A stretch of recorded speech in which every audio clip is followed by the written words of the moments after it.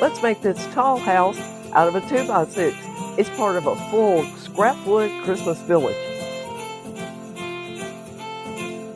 There are a lot of ways to mark the center of a board. This is the method I'm using. I place the corner of a framing square on one corner of the board and spin it until I get a whole inch on the other side, then divide that in half. Then using a combo square, I set the edge for that center mark and transfer it to the top of the board.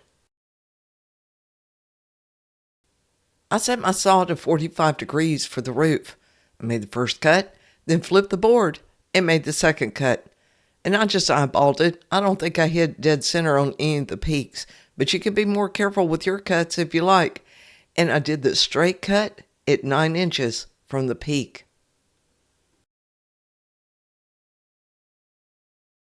And here we are with every woodworker's favorite pastime, sanding. I used 120 grit. These boards weren't super rough to begin with, and I rounded the edges a little bit too, just to make them a little more worn looking. See the link around this video for where to get this PDF with all of my Christmas line drawings. This is the tall house drawing.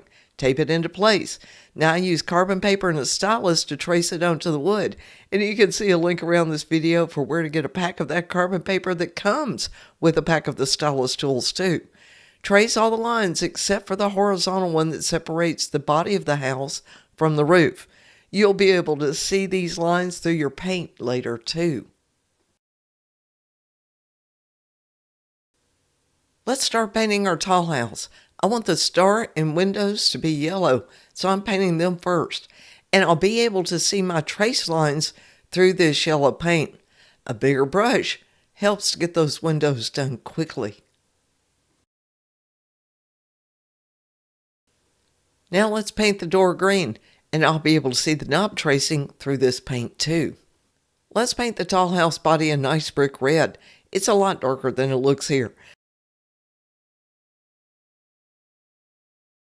I'm also painting the back and sides red, but not the roof, as I'll be painting that black later. I'm using my black paint pen to draw in the window trim.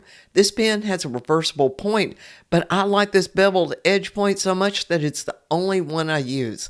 See the link for where to get this. If you want a more vintage look, do a light sanding. I used a sanding block wrapped in 150 grit paper, and it only took light strokes, mainly tilted on the edges, to make it more rustic. Well, I sure hope you enjoyed this tutorial. Be sure to subscribe to this YouTube channel. Come on over and see me at heartwoodart.com and find out how to make more of these Christmas scrapwood pieces.